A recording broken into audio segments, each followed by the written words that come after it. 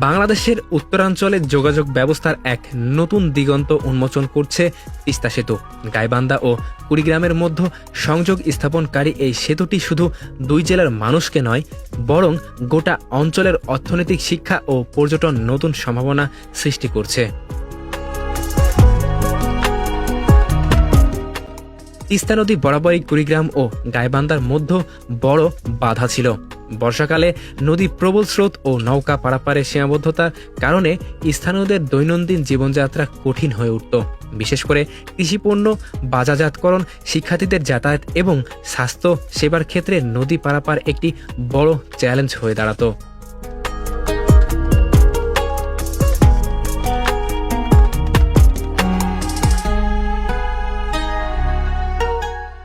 এই সেতুর মাধ্যমে এখন কুড়িগ্রাম ও গাইবান্ধা সরাসরি সড়ক যোগাযোগ স্থাপিত হচ্ছে, যা ঢাকাসহ দেশের অন্যান্য বড় শহরের সঙ্গে যোগাযোগ সহজ করছে।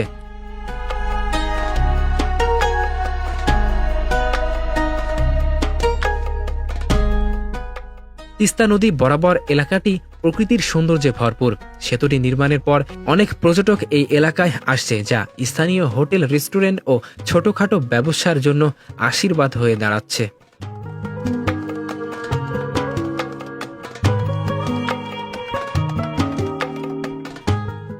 তিস্তা সেতু গাইবান্ধা সুন্দরগঞ্জ উপজেলার হরিপুর এবং কুড়িগ্রামের চিলমারী উপজেলার মধ্যে তিস্তা নদীর ওপর নির্মিত একটি গুরুত্বপূর্ণ সড়ক সেতু। সেতুটি ১৪৯০ মিটার, প্রায় ১.৫ কিলোমিটার দৈর্ঘ্যের এবং এর নির্মাণ ব্যয় ধরা হয়েছে ৭৩০ কোটি ৮৫ লক্ষ টাকা।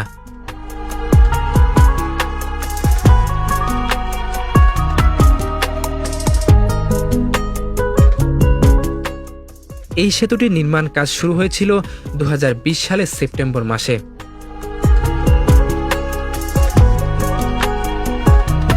তিস্তা সেতু নির্মাণ কাজ দ্রুত এগিয়ে চলছে। সংশ্লিষ্ট কর্তৃপক্ষের তথ্য অনুযায়ী সেতুটি ২০২৫ সালের জুন মাসে যানবাহন চলাচলের জন্য উন্মোচন করা হবে। তবে প্রকল্পের তথ্য, অগ্রগতি ও সময়সূচি বিবেচনা নিয়ে সেতুটি নির্ধারিত সময়ের আগেও চালু হতে পারে। সেতুটি চালু হলে গাইবান্ধা ও কুড়িগ্রাম জেলার মানুষের জন্য যোগাযোগ ও অর্থনীতি উন্নয়নের নতুন ধারা উন্মোচন হবে।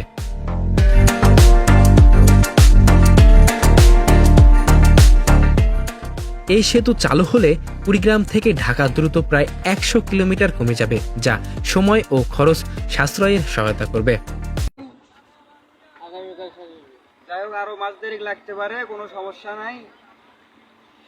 সাথে আসি আপনাদের, নাকি রং এর কাজটা যদি করার লাগে ডাক দিবেন। ব্রিজ টিরিজ হোক আর বাড়ি বিল্ডিং হোক, কোনো সমস্যা নাই। আমার